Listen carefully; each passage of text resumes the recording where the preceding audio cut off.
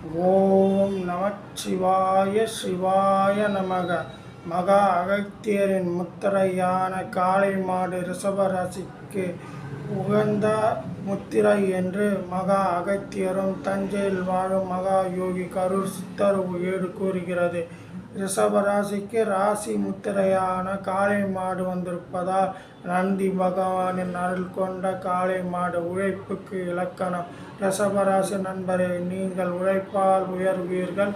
பிறரை நீங்கள் அசர வைக்கும் உழைப்பு திறமை முடியாத காரியத்தை முடிக்கும் ஆற்றல் கொண்ட ரிஷபராசி நண்பரே, தன் உழைப்பு இறுதி மூச்சு வரை பிறர் கையை எதிர்பார்க்காமல் பிறருக்கு தான தர்மம் செய்து பிறருக்கு அசர வைக்கும் நல் இதயம் கொண்ட ரிஷபராசி உழைப்புக்கு இலக்கணம். இப்போது கோடீஸ்வரராகும் யோகம். நீங்கள் 5 திங்கட்கிழமை மகா சிவனை வழிபட்டு நந்தி பகவானுக்கு அல்லது காளை மாட்டுக்கு உணவளித்தால் உங்கள் ராசியில் இருக்கும் பிணி விலகும், ராஜ யோகம் தொடங்கும்.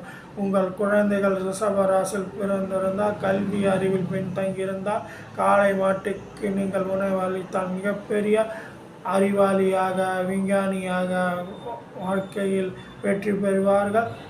மகா அகத்தியரும் தஞ்சையில் வாழும் கரூர் சித்தரும் ஓலைச்சுவடி கூறும் அற்புத முத்திரை ரிஷபராசிக்கு காளை மாடு. காளை மாட்டுக்கு உணவளிங்கள், கோடீஸ்வரனாகும் யோகத்தை அடைங்கள். ரிஷபராசி நண்பரே, உங்களுக்கு காளை மாடு வந்திருப்பதால் யோகம் தொடங்கிவிட்டது.